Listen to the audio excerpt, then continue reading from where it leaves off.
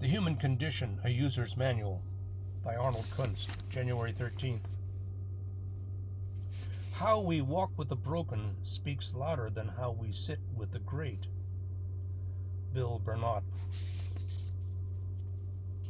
Life in Prison, Part 1. I taught in a California state prison for 13 years and came to some conclusions about my convicted felon students that you may find enlightening. If you're born in the wrong place, / at the wrong time, / with the wrong skin pigmentation, trust me on this, the one-way road to prison is almost inevitable.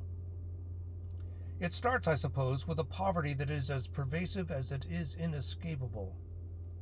A kid that grows up poor will almost certainly grow up angry. Throw in a lack of or complete absence of meaningful parenting, breeding isn't the same thing, and he'll almost certainly decide that school is a waste of his time. From where he sits, that'll be a reasonable enough conclusion, since he'd probably score a good 2 years below average at reading by the age of 10.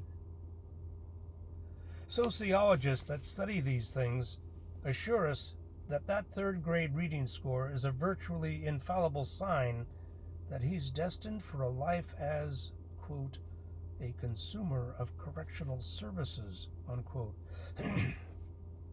Consequently, one of his first major life choice decisions will be to drop out of school, like so many of his best buds. A decision made all the more disastrous than he can possibly imagine or may care to acknowledge. One of those consequences is the unquestioned enthronement of delusional thinking. For example, he's sure to make the mistake of misreading to himself what the American dream means.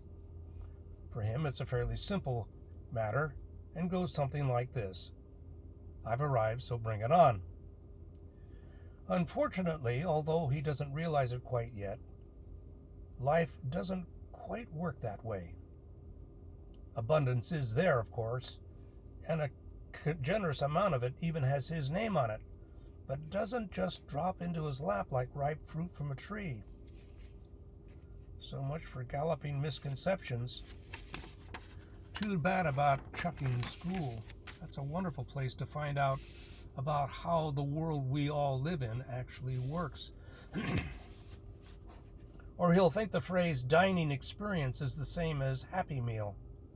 I remember like it was yesterday when my student, Mr. Thompson, a remarkably innocent-looking 19-year-old, peach, fuzz, beard, and all, found out that the Golden Arches doesn't provide a dining experience. It looked like someone had just killed his cat.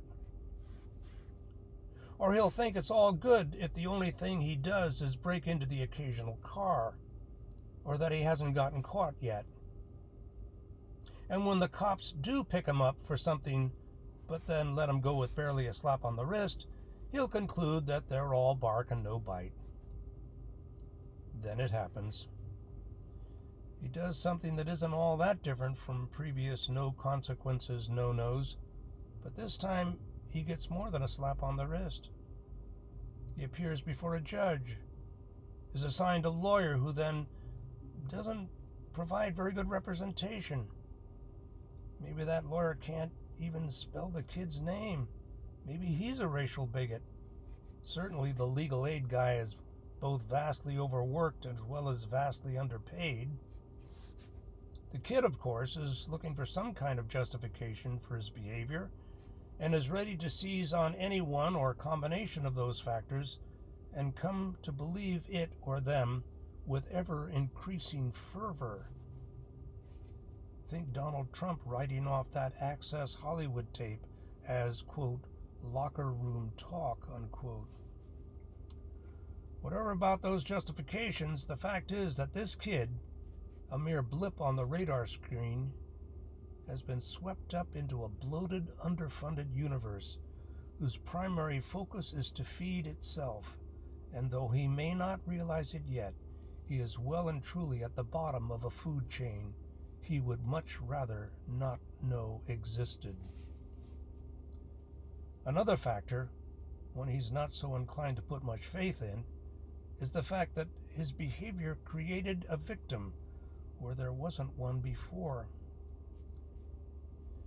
In any event, here he is, an angry, scared kid, convicted in a court of law, caught up now in a world that he thinks eventually is going to grind him up and spit him out without a second thought. He will, of course, get older, but not necessarily wiser. Bummer.